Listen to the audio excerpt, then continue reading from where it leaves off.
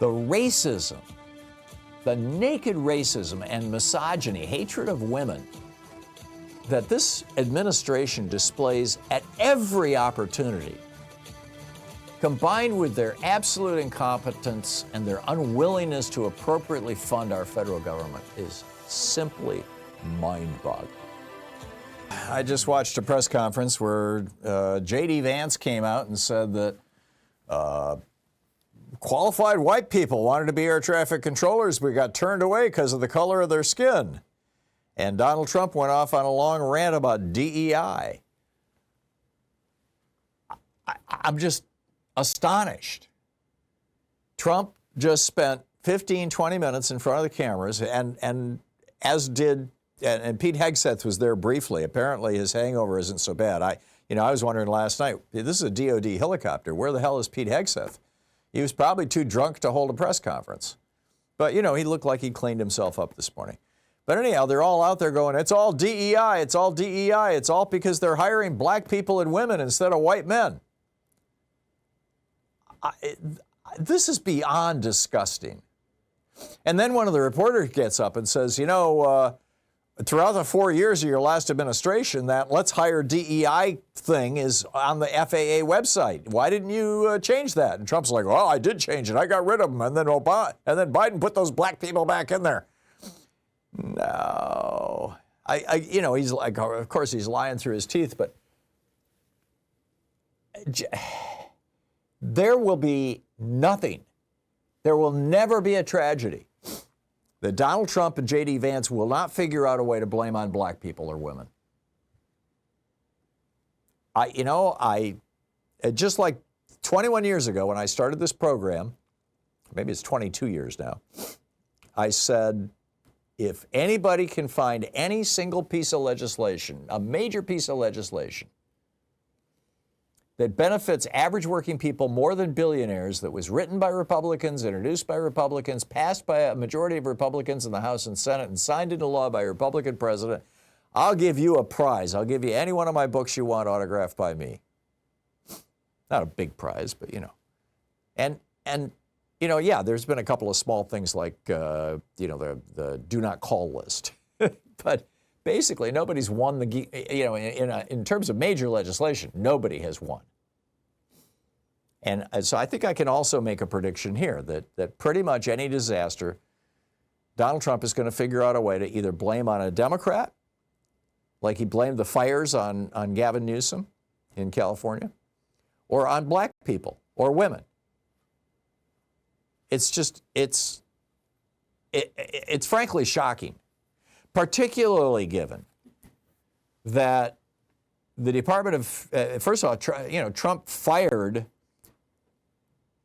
on January 21st, he fired all of the members of the Aviation Security Advisory Committee, the safety board for the FAA. This was created after the Lockerbie bombing back in 1988. Excuse me. It was mandated by Congress. Now, he didn't dissolve the board because you can't do that because Congress mandated it, but what he did was he fired all its members, so it just functionally doesn't work. So there's no safety board right now. And then, he comes out and he says these absurd things. We got 67 people dead, and he's posting on Truth Social, why didn't the control tower tell a helicopter what to do instead of asking if they saw the plane? This is a bad situation. It looks like it should have been prevented. Not good. Well, clearly it's a bad situation. And there's all kinds of speculation, and I think, a lot of this speculation is irresponsible. There are a few things we do know. The helicopter pilots, the guy flying the helicopter is apparently wearing night vision goggles. Now, I've seen several reports to that effect. Might not be the case. We won't know until they find the bodies and whatnot, presumably.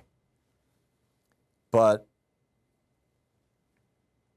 And when you're wearing, I've worn night vision goggles. When you do that, you lose your peripheral vision. You can't see basically what's going on around you. That might have had something to do with it. It might have been that the helicopter pilot misidentified the aircraft. They were looking at a different aircraft, thinking that that was the one they were warned about. But I've been a pilot for over 50 years, and just little planes. But, I know how to fly an airplane, and I know what the rules are. And I've interacted with air traffic control more times than I can remember. And when they say, do you have that plane, do you have that aircraft, visual confirmation, and you say yes, they take your word for it. They have no choice. Also, this is from July of last year. Now, keep in mind, Biden was president, but Republicans controlled the House and Senate, or at least controlled the House. And major aviation groups and unions urged Congress to address persistent shortfalls in funding for the FAA after a series of reports raised alarm about aging air traffic control facilities.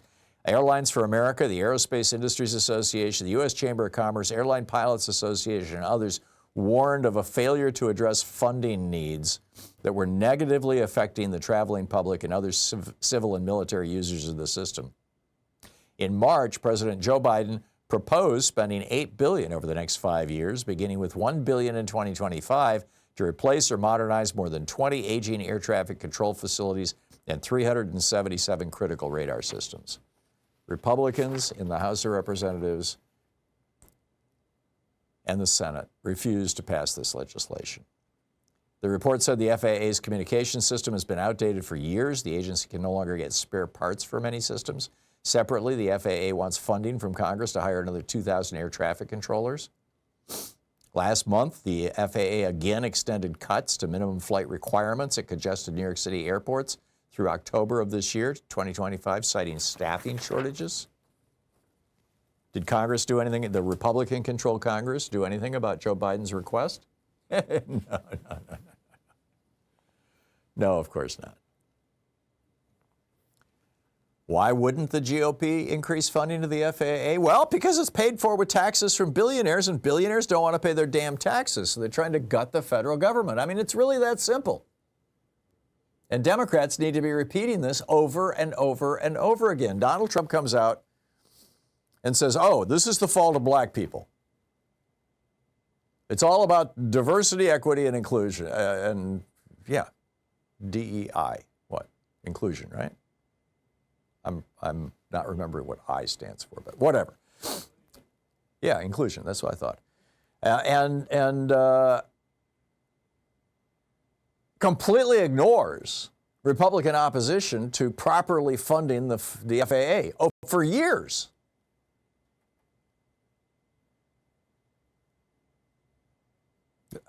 I'm just astonished, absolutely astonished, that Trump would use the occasion of the tragic death of 67 people, apparent pilot error on the part of the helicopter pilot,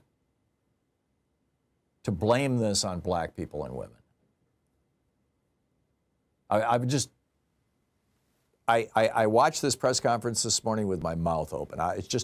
I can't believe he's saying this. And then J.D. Vance comes up to the podium, up to the lectern, and says, words to the effect of, I don't have the exact quote, but I heard it. Words to the effect of, there were white people who were qualified to be air traffic controllers, but they were not hired because they had to hire some black people instead. Actually, I think the phrase he used was they were turned away because of the color of their skin. Well, does that mean that the black people who were hired were not qualified? Of course not. The FAA doesn't hire unqualified people just because of the color of their skin or their gender. This is just, and how do you even know that less qualified, he's implying less qualified people were hired. How do you even know that? The racism, the naked racism and misogyny, hatred of women that this administration displays at every opportunity, combined with their absolute incompetence and their unwillingness to appropriately fund our federal government, is simply mind-boggling.